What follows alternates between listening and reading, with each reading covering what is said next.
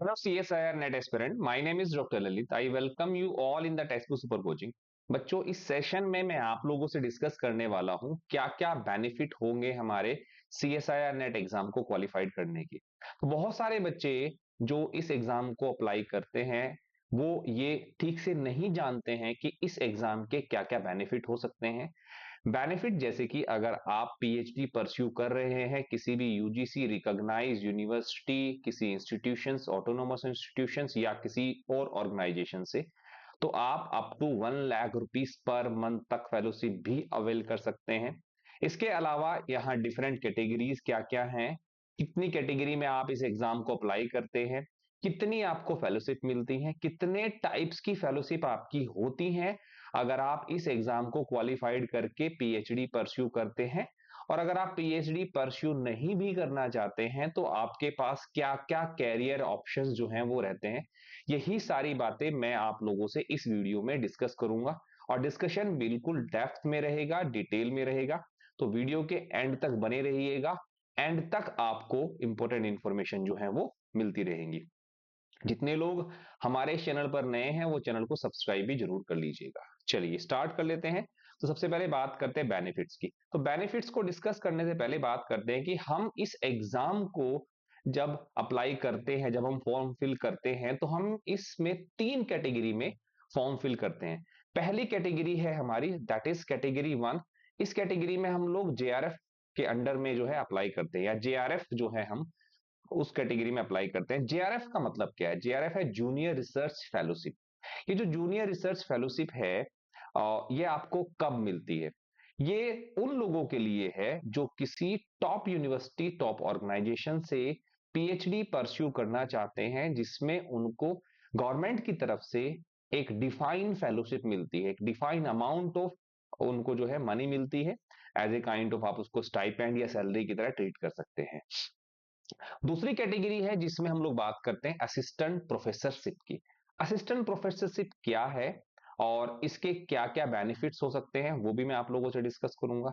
हाँ, एक बात का जरूर ध्यान रखिएगा आप लोग, अगर आप सीएसआईआर नेट में अप्लाई कर रहे हैं और अगर आप कैटेगरी 1 में अप्लाई करते हैं, यानी कि अगर आप जेआरएफ के लिए अप्लाई करते हैं, तो आप JRF plus assistant professorship plus PhD admission तीनों के लिए एलिजिबल हो जाते हैं। हालांकि अगर मैं वैलिडिटी की बात करूं, तो अगर आप जेआरएफ कैटेगरी में अप्लाई कर रहे हैं और क्वालिफाइड कर रहे हैं और आप पीएचडी परस्यू करना चाह रहे हैं, तो विद इन 2 ईयर आपको अपनी फेलोशिप को एक्टिवेट कराना होता है। अगर आप असिस्टेंट प्रोफेसरशिप की बात करें, जेआरएफ के अंडर में अगर आप अप्लाई करोगे तो बाय डिफॉल्ट आपको असिस्टेंट प्रोफेसरशिप और पीएचडी तीनों कैटेगरी का बेनिफिट जो है वो मिल जाता है। इस केस में असिस्टेंट प्रोफेसर की जो वैलिडिटी है वो लाइफ टाइम के लिए होती है, यानी कि जब भी कोई यूनिवर्सिटी या कोई पीएसयू असिस्टेंट प्रोफेसर की पोस्ट निकालती है, चाहे स्टेट की बेसिस पर निकले या सेंटर के बेसिस पर निकले, आप एलिजिबल हो जाते हो वहां अप्लाई करने के लिए। पीएचडी के बारे में क्या है ये मैं आगे डिस्कशन में रखूंगा। कैटेगरी 2 में हम लोग बात करें, वहां आपको फेलोशिप नहीं मिलेगी। हाँ, अगर आप असिस्टेंट प्रोफेसरशिप के लिए अप्लाई करते हो तो असिस्टेंट प्रोफेसर कैटेगरी और साथ साथ में पीएचडी एडमिशन कैटेगरी दोनों में आप एलिजिबल हो जाते हो। असिस्टेंट प्रोफेसरशिप में मैंने आपको बताया कि you will be eligible to become an assistant professor, और रिलेटेड फॉर्म्स को फिल करने के लिए आप एलिजिबल हो जाते हो। आप इसके अंडर में पीएचडी भी परस्यू कर सकते हो, लेकिन इस केस में गवर्नमेंट आपको कोई डिफाइन फेलोशिप नहीं देगी। इस केस में यूनिवर्सिटी या जिस ऑर्गेनाइजेशन से आप पीएचडी परस्यू कर रहे हैं, अगर वो आपको एलिजिबल मानती है इस स्कोर पर, असिस्टेंट प्रोफेसरशिप के स्कोर पर वो आपका एडमिशन लेती है, तो now that is the responsibility of concerning institute और यूनिवर्सिटी कि वो आपको जो इंडिजीनियस फेलोशिप है वो प्रोवाइड करा सकती है। तीसरी कैटेगरी है पीएचडी ओनली कैटेगरी, जिसमें आप केवल पीएचडी एडमिशन के लिए एलिजिबल होते हो। यहां पर भी सेम क्राइटेरिया फॉलो होता है फेलोशिप के लिए। अगर यूनिवर्सिटी या इंस्टीट्यूशन के पास फंड है तो आपको फेलोशिप मिल सकती है। इसकी वैलिडिटी जनरली 1 ईयर की होती है। विद इन 1 ईयर आपको जो है अपनी फेलोशिप को अपने आप को पीएचडी में एनरोल कराना होता है। फेलोशिप मिलेगी या नहीं मिलेगी ये इंस्टीट्यूशन और यूनिवर्सिटी पर डिपेंड करता है। बाकी और बातों को भी जान लेते हैं। सबसे पहले कैटेगरी 1 की बात करते हैं कि कैटेगरी 1 में आपको कितनी फेलोशिप जो है वो मिल सकती है। तो इस सेशन में मैं क्या क्या कवर करने वाला हूं उसको जरा ब्रीफ कर लेते हैं। इस सेशन में मैं कवर करूंगा ये जो हमारी 3 कैटेगरी है, इन तीनों कैटेगरी में आप जो है कितनी फेलोशिप अवेल कर सकते हो। साथ अगर आप जेआरएफ की बात करते हो, असिस्टेंट प्रोफेसरशिप में अगर आप क्वालिफाइड करते हो तो क्या क्या आपके लिए जॉब ऑप्शंस या कैरियर ऑप्शंस हैं। अगर पीएचडी ओनली कैटेगरी में क्वालिफाइड करते हो तो कहां कहां से आप पीएचडी परस्यू कर सकते हो। और एंड में मैं एक समरी को आप लोगों से डिस्कशन में रखूंगा। चलिए स्टार्ट कर लेते हैं। सबसे पहले बात करते हैं जेआरएफ फेलो, या जो हम कैटेगरी 1 की बात कर रहे हैं, इस कैटेगरी 1 में देखो, ये जो कैटेगरी 1 है, अगर आप इस कैटेगरी 1 में अप्लाई करते हो और क्वालिफाइड कर लेते हो तो आपको ड्यूरिंग योर पीएचडी, अगर आप अपने आप को क्वालिफाइड करने के बाद पीएचडी प्रोग्राम में एनरोल कराते हो तो आप जो है एलिजिबल हो जाते हो फेलोशिप के लिए। कितनी फेलोशिप मिलेगी मैं आपको बताऊंगा। अलग अलग तरीके की फेलोशिप हमें यहाँ मिल सकती है। एक general normal fellowship, SPM fellowship और प्राइम मिनिस्टर फेलोशिप, तीनों में स्टाइपेंड के बारे में और तीनों की डिटेलिंग भी मैं डिस्कशन में रखूंगा। आप कहां कहां अपने आप को एनरोल करा सकते हो पीएचडी में? कोई भी यूनिवर्सिटी के डिपार्टमेंट में, नेशनल लेबोरेटरी या इंस्टीट्यूशन में, या जो भी हमारे ऑटोनोमस इंस्टीट्यूट हैं। देखो ऑटोनोमस इंस्टीट्यूट जैसे फॉर एग्जांपल के तौर पर मैं आपसे कहूं, एनआईआई है हमारा, कोई भी नेशनल लेबोरेटरी है, सीएसआईआर की है, आईसीएमआर की है, डीबीटी की है, ठीक है ना, या जो भी डिफरेंट ऑर्गेनाइजेशन है, उनके यूनिवर्सिटी के डिफरेंट डिपार्टमेंट हैं, डिफरेंट फील्ड हैं साइंस के, हमारा इंटरडिसिप्लिनरी एरियाज है रिसर्च के, अगर आप अपने आप को एनरोल कराते हो वहां पर तो आप इस फेलोशिप को अवेल कर सकते हो। ठीक है ना, आप किसी भी आईआईटी, एनआईटी, यूनिवर्सिटी, कहीं पर भी government college, government research institutions, वहां पर आप अपनी फेलोशिप को एक्टिवेट करा सकते हो अगर आप अपने आप को पीएचडी में एनरोल कर रहे हो तो। खास बात क्या है कि इस केस में केवल बोनाफाइड इंडियन सिटीजन ही जो हैं जो इस फेलोशिप को अवेल कर सकते हैं, दैट इज एलिजिबिलिटी, लेकिन वो एग्जाम क्वालिफाइड करने के बाद। बाकी नेक्स्ट हम लोग बात करते हैं कि कितनी फेलोशिप जो है आप यहां अवेल कर सकते हो अगर आप कैटेगरी 1 में क्वालिफाइड करते हो और अपने आप को पीएचडी में एनरोल कराते हो। अगर मैं अमाउंट की बात करूं, एक जो नॉर्मल हमारी फेलोशिप होती है, फिलहाल करंट जो हमारा उसका अमाउंट है that is 37,000 rupees per month plus HRA, house rent allowance. ये आपको सिटी के अकॉर्डिंग मिलता है। जो गवर्नमेंट की स्कीम है, गवर्नमेंट के हिसाब से जो मेट्रो सिटीज हैं या जो हमारी दूसरी डिफरेंट सिटीज हैं, वहां पर HRA का जो अमाउंट है वो डिफरेंट रहेगा, but that is a fix amount 37,000 rupees per month for initial 2 year, first and second year. अगर आप अपने आप को पीएचडी में एनरोल कराते हो तो शुरू के 2 साल आपको 37,000 रुपीज पर मंथ जो है वो फेलोशिप मिलती है, प्लस HRA आपको मिलता है। इसके बाद आप प्रमोट हो जाते हो जूनियर रिसर्च फेलो से सीनियर रिसर्च फेलो में। अब प्रमोशन कब होता है, 2 साल के बाद होता है या उसके भी कुछ टाइम लग सकता है, ये हमारा डिपेंड करेगा जिस इंस्टीट्यूशन से आप पीएचडी परस्यू कर रहे हैं उसकी गाइडलाइंस क्या है। वहां पर कुछ स्पेसिफिक मीटिंग्स होती हैं, आपको अपने डेटा को प्रेजेंट करना होता है। If they satisfied with your data, they allow you to become senior research fellow. ठीक है, हालांकि मिनिमम आपको 2 साल as a junior research fellow तो रहना होगा, लेकिन जब आप सीनियर रिसर्च फेलो हो जाते हैं तो ये अमाउंट जो है वो 42,000 पर मंथ प्लस HRA हो जाता है आपका। ठीक है ना, हाउस रेंट अलाउंस, ये आपको 2 साल तक मिलता है। इसके अलावा भी आपको गवर्नमेंट जो है वो 20,000 रुपए पर साल कंटिजेंसी की फॉर्म में आपको देती है। ये कंटिजेंसी क्या है? बेसिकली एक फिक्स अमाउंट होता है जो गवर्नमेंट आपको देती है आपके रिसर्च में।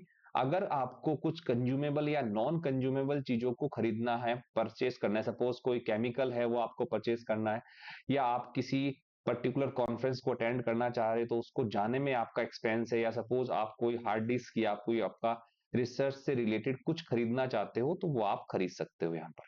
ठीक है ना, बाकी वो एक गवर्नमेंट की प्रॉपर्टी है, वो आपको रिटर्न करनी होती है अगर वो नॉन कंज्यूमेबल है। अगर कंज्यूमेबल है तो उसकी इंफॉर्मेशन आपको देनी होती है कि सपोज आपने कोई केमिकल मंगाया और वो केमिकल ड्यूरिंग योर एक्सपेरिमेंट जो है खर्च हो गया। ठीक है ना, ये सारी बातें रहेंगी हमारी। दूसरा हम लोग जब बात करते हैं कि स्पेशल फेलोशिप हमें मिलती है, उसको हम बोलते हैं एसपीएम। एसपीएम मतलब श्यामा प्रसाद मुखर्जी फेलोशिप। ये उन स्टूडेंट्स को मिलती है जो टॉप रैंकर्स होते हैं, जैसे कि 1 to 10 रैंक जब आती है आपकी, उसके बाद आपको एक जो है इंटरव्यू को पास करना होता है। इंटरव्यू जब आप पास कर लेते हो तो आप you will become the SPM fellow. यहाँ पर अमाउंट थोड़ा ज्यादा है, यानी कि यहाँ पर आप अमाउंट शुरू के इनिशियल 2 ईयर तक 2 ईयर तक आपको ये अमाउंट मिलता है 43,000 पर मंथ प्लस HRA, ये अमाउंट रहेगा। इसके साथ साथ अगर आप, जब हम बात करेंगे नेक्स्ट 3 ईयर में यू विल बिकम SRF, ये अमाउंट आपका हो जाता है 50,000 रुपीज, यानी कि बाद के जो 3 साल। एक बात तो ध्यान रखिएगा, फेलोशिप केवल किसी भी हालात में केवल 5 साल तक ही आपको मिलती है। साथ साथ में यहाँ पर कंटिजेंसी का जो अमाउंट है दैट इज क्वाइट हाई, जो आपका लगभग 70,000 रुपीज पर मंथ जो है आपका हो जाता है। ठीक है ना, ये बात आप लोग सब लोग ध्यान रखेंगे, 70,000 रुपीज पर मंथ तक जो है आपको ये कंटिजेंसी मिलती है, जिसमें आप कोई भी consumable, non consumable, travel grant, ये सब यूज कर सकते हैं। ये वो अमाउंट है जो आपको एज ए सैलरी मिलता है ड्यूरिंग योर पीएचडी, जब आप पीएचडी परस्यू कर रहे होते हैं, बशर्ते आपने इस एग्जाम को कैटेगरी 1 के अंडर में अप्लाई करके क्वालिफाइड किया हो। ठीक है ना, ये फेलोशिप आपको सीएसआईआर या यूजीसी कंबाइंड तरीके से आपको देती है। तीसरी जो स्पेशल फेलोशिप है जिसकी हम लोग बात करें, that is prime minister research fellowship, PMRF। ये एक स्पेशल काइंड की फेलोशिप है जिसमें आपको इनिशियल 2 ईयर आपको जो फेलोशिप अमाउंट है that is 70,000 per month plus HRA, ये आपको मिलता है। ठीक है ना, शुरू के 2 साल, फिर नेक्स्ट 3rd ईयर में आपको ये अमाउंट जो है वो हो जाता है 75,000 रुपीज पर मंथ। 4th और 5th ईयर में ये अमाउंट जो है आपका हो जाता है 80,000 पर मंथ। ठीक है ना, HRA इंक्लूडेड रहेगा सब में। लेकिन ये जो फेलोशिप है हमारी, ये थोड़ी स्पेशल टाइप की फेलोशिप है। ये आपको तब मिलती है जब आप जिस इंस्टीट्यूशन से पीएचडी कर रहे हैं उसका कोई इंडस्ट्रियल कोलैबोरेशन है, आप अप्लाई करते हो स्पेशल फेलोशिप के लिए, आपका गाइड आपको अलाउ करता है सब काम करने के लिए, मतलब इंडस्ट्रियल कोलैबोरेशन के लिए। तो 50% फेलोशिप आपकी इंडस्ट्री बियर करती है और 50% फेलोशिप आपकी गवर्नमेंट ऑर्गेनाइजेशन बियर करती है।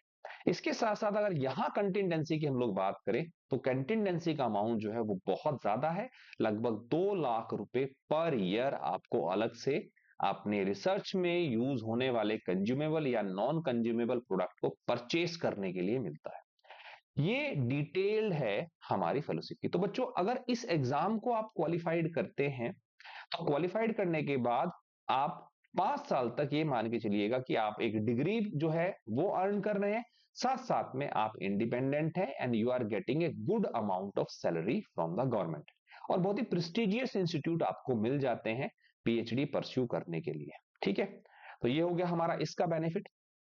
नेक्स्ट हम लोग अगर बात करें, ये तो हो गया हमारा पहली कैटेगरी में जो हम लोगों ने बात किया, जूनियर रिसर्च फेलो कैटेगरी में। नेक्स्ट हम लोग बात करते हैं सेकंड कैटेगरी जो है हमारी, that is assistant professorship category. जब आप असिस्टेंट प्रोफेसरशिप कैटेगरी में अप्लाई करते हो तो आप एलिजिबल हो जाते हो to become an assistant professor in government और इन प्राइवेट यूनिवर्सिटीज। आप government organisation, government university, private organisation, private universities जहां पर असिस्टेंट प्रोफेसर की पोजीशंस ओपन होती है, आप उनके लिए एलिजिबल हो जाते हो। ठीक है ना, मतलब एक मिनिमम एलिजिबिलिटी जो यूजीसी ने डिसाइड कर रखी है कि अगर आपको असिस्टेंट प्रोफेसर बनना है तो आपको जो है ये एग्जाम क्वालिफाइड करना ही होगा। ठीक है ना, is that clear to everyone बच्चों? ये पॉइंट आई होप सब लोगों को समझ में आया होगा। अगर फिर भी आपकी कोई डाउट या आपकी कोई क्वेरी रहती है तो आप कमेंट में जरूर लिखिएगा, मैं एक्टिवली आपके वहां सारे क्वेश्चंस को आंसर कर रहा हूंगा। हाँ, जब आप कैटेगरी 1 में क्वालिफाइड करते हो तो बाय डिफॉल्ट आप असिस्टेंट प्रोफेसर कैटेगरी में भी क्वालिफाइड कर जाते हो। इसकी अगर हम वैलिडिटी की बात करें तो इसकी वैलिडिटी लाइफ टाइम होती है, जबकि जेआरएफ की जो वैलिडिटी है, यानी कि एक्टिवेट कराने की जो वैलिडिटी है फेलोशिप को, वो 2 साल होती है। नेक्स्ट हम लोग अगर बात करें, तीसरा है हमारा पीएचडी ओनली। ये नई कैटेगरी जो है इस बार गवर्नमेंट ने स्टार्ट किया था लास्ट ईयरली। तो यहां आप इस कैटेगरी में अगर आप अप्लाई करते हो तो आप पीएचडी में एडमिशन लेने के लिए एलिजिबल हो जाते हो किसी भी यूनिवर्सिटीज में, अगर वो आपको अलाउ करती है, यानी कि वो अगर आपके पीएचडी के फॉर्म निकालती है तो इस स्कोर के थ्रू भी वो आपको ले सकती है। लेकिन यहां पर आपको कोई फेलोशिप नहीं मिलती है जब आप पीएचडी परस्यू कर रहे होते हो, नो फेलोशिप नहीं मिलती आपको यहां पर इस केस में ड्यूरिंग योर पीएचडी। हाँ, अगर आप चाहें तो यूनिवर्सिटी या ऑर्गेनाइजेशन की जो इंटरनल फेलोशिप है, यानी कि जिस प्रोजेक्ट में आप काम कर रहे हो उस प्रोजेक्ट में फंड अवेलेबल है और मैन पावर का फंड अवेलेबल है, तो आप वो इंटरनल फेलोशिप जो है जरूर अवेल कर सकते हो। हालांकि वो अमाउंट जो है वो वेरी करेगा, वो अमाउंट वो नहीं होगा जो कि हमने बात किया एक कॉमन फेलोशिप के बारे में। तो बच्चों ये थी सारी जानकारी। इसके अलावा अगर हम लोग बात करते हैं तो बहुत सारे ऐसे हमारे ऑर्गेनाइजेशन है, ऐसे प्रोजेक्ट है, गवर्नमेंट फंडेड प्रोजेक्ट है हमारे। इन सब के अलावा अगर आप इनमें से किसी कैटेगरी में जो है आपका अप्लाई करते हो तो बहुत सारे गवर्नमेंट फंडेड हमारे पास में प्रोजेक्ट होते हैं जो किसी भी रिसर्च इंस्टीट्यूशन या किसी भी यूनिवर्सिटी में रहते हैं। तो आप उनमें एज ए प्रोजेक्ट फेलो भी अपने आप को ज्वाइन करा सकते हो अगर आपके पास इसमें से कोई भी एग्जाम क्वालिफाइड है, क्योंकि मिनिमम एलिजिबिलिटी गवर्नमेंट ने ये कर दी है। बिना किसी नेशनल लेवल के एग्जाम को क्वालिफाइड किए आप प्रोजेक्ट फेलो भी नहीं बन सकते हैं। ठीक है, ये इन्फॉर्मेशन थी बच्चों, आई होप आपको सारी इन्फॉर्मेशन समझ में आई होगी। फिर से एक छोटी समरी ले लेते हैं। पहली कैटेगरी थी हमारी जेआरएफ कैटेगरी, जिसके अंडर में अगर आप क्वालिफाइड करते हो तो आप अपने आप को किसी भी गवर्नमेंट ऑर्गेनाइजेशन, इंस्टीट्यूट या यूनिवर्सिटी में पीएचडी प्रोग्राम में एनरोल करा सकते हैं। और जब आप पीएचडी प्रोग्राम में एनरोल करा लेते हैं तो डिफरेंट कैटेगरी में आपको फेलोशिप मिल जाती है। नॉर्मल जेआरएफ फेलोशिप, हमारी एसपीएम फेलोशिप या पीएमआरएफ फेलोशिप जो है आप अवेल कर सकते हो। डिफरेंट अमाउंट है, ठीक है ना, फेलोशिप का। असिस्टेंट प्रोफेसरशिप की अगर हम लोग बात करें तो असिस्टेंट प्रोफेसरशिप कैटेगरी में यू विल नाउ एलिजिबल, अगर आप इस कैटेगरी में क्वालिफाइड करते हो to become an assistant professor in India. आप स्टेट की कोई पोजीशन निकले या सेंटर की कोई पोजीशन निकले, वहां आप असिस्टेंट प्रोफेसर बनने के लिए एलिजिबल हो जाते हो। और अगर आप पीएचडी ओनली कैटेगरी में क्वालिफाइड करते हो तो इस केस में आप जो है अपने आप को पीएचडी प्रोग्राम में एनरोल करा सकते हैं जब यूनिवर्सिटीज या इंस्टीट्यूशन अपने पीएचडी फॉर्म निकालता है। ठीक है, लेकिन यहां पर फेलोशिप गवर्नमेंट आपको नहीं देती है। यूनिवर्सिटी की इंटरनल या इंडिजीनियस प्रोजेक्ट अगर कोई है उसके पास में, वहां फेलोशिप अवेलेबल है, वहां से आप अपने आप को फेलोशिप में एनरोल कराकर अवेल कर सकते हैं। तो ये थी इंफॉर्मेशन बच्चों हमारी सारी। आई होप आपने इंफॉर्मेशन को अच्छे से समझा होगा, अच्छे से जाना होगा। फिर भी अगर आपको लगता है कि कुछ आपकी क्वेरी हैं जो रह गई हैं, you are most welcome to comment. इसके अलावा नंबर भी मेंशन किया गया है, आप वहां जाकर भी कनेक्ट कर सकते हैं और सारी इंफॉर्मेशन ले सकते हैं। Thank you so much everyone, bye bye.